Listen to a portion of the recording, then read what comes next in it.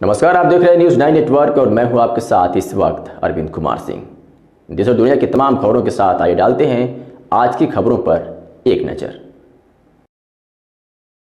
बेगूसराय में बीजेपी के द्वारा राजीव गांधी फाउंडेशन लगाए गए आरोप तथ्यहीन बताते हुए कांग्रेस नगर विधायक अमिता भूषण ने केंद्र सरकार पर मुद्दों और जन समस्याओं से भटकाकर यह आरोप लगाने का काम कर रही है।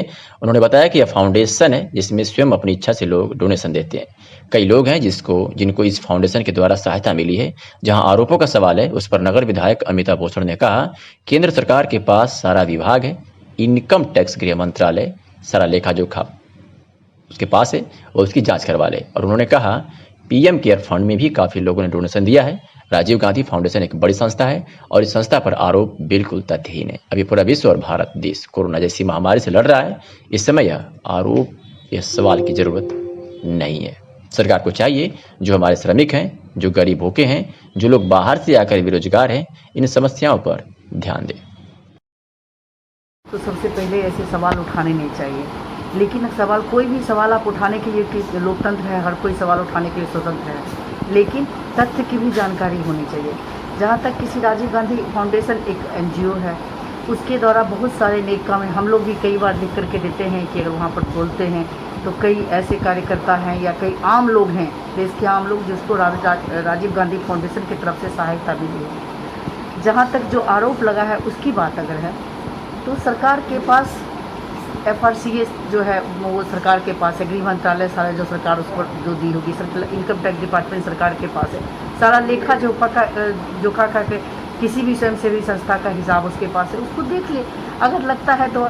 जहाँ तक अभी पीएम केयर का सवाल है, पीएम केयर्स में उसमें भी बहुत सारे बाहर के लोग ने डोनेशन किया है, तो सबकी तथ्य की जानकारी। और दान, जहाँ तक दान, किसी भी तरह का दान होता है, किसी स्वयंसेवी संस्था का होता है, दान कोई देखता नहीं है कहाँ से मिला है नहीं मिला है, लेकिन ये दान जो है, इस तरह का दान जो स्वयंसेवी संस्था का दान है, उस पर सरकार निगरानी करती है। और इतनी बड़ी संस्था जिस पर उसका सारा लेखा जोखा सरकार के पास है, तो ये आरोप तथ्यहीन है।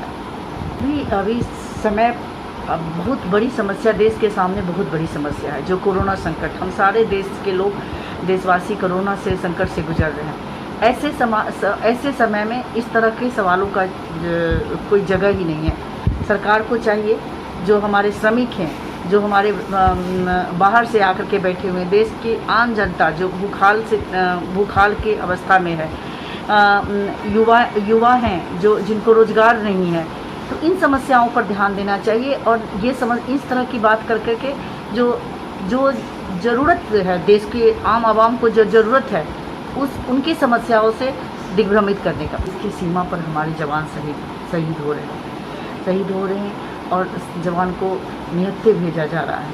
तो ऐसी समस्याएं हैं, जबकि हमारे नेता राहुल गांधी जी ने या सोनिया गांधी जी ने विपक्ष होने के बावजूद भी हमेशा कहा है कि सरकार, हमारा देश आगे है। और जब भी सामने अगर कोई भी इस तरह की समस्या दूसरे देश, हम उनके सरकार के साथ खड़े हैं। उसके बावजूद भी ऐसा माहौल बना जाए, अभी विपक्ष की बात नहीं है, यहाँ विपक्ष की, अभी चुनाव को, अभी हमारे जो केंद्र में सरकार है, उनको चुनाव दिखता है। जिस राज्य में चुनाव होने वाला है उसको समस्या, उसके बारे में सोचते हैं। तो देश की आम आवाम की समस्याओं से कोई मतलब नहीं है। जहाँ तक पेट्रोल डीजल की कीमत की बात ले लीजिए, एक तरफ कहा जाता है कि जब याद कीजिए वो समय जब कांग्रेस की सरकार थी, और उस समय कच्चे तेल की कीमत क्या थी और पेट्रोल डीजल की कीमत क्या थी। आज लगातार 22 दिन से लगातार पेट्रोल डीजल की कीमत में लगातार वृद्धि हो रही है। और भारत के इतिहास में पहली बार ऐसा हुआ है कि डीजल पेट्रोल से महंगा हो गया है। तो ऐसे इन सब बातों से ध्यान हटकाने के लिए निश्चित रूप से सरकार चाहेगी कि जनता का जो आम समस्या, जिससे जनता जूझ रही है, हम जूझ रहे हैं, गरीब जनता जूझ रही है, उस समस्याओं को भटकाने के लिए एक ऐसी समस्या ला करके कर दो सरकार, जो आम लोग दिग्भ्रमित हो जाए। निश्चित रूप से पिछले कुछ दिनों में, ऐसे तो कहिए आए दिन कुछ न कुछ घट, लेकिन फिलहाल पिछले 6 महीनों से अपराध की घटना में लगातार बढ़ोतरी हो रही है। और अपराध बढ़ने का सबसे बड़ा कारण होता है जब पहला अपराध या जब अपराध होता है, तो उस समय अगर उस पर बड़ी कार्रवाई नहीं की जाए तो अपराधियों का मनोबल बढ़ता जाता है।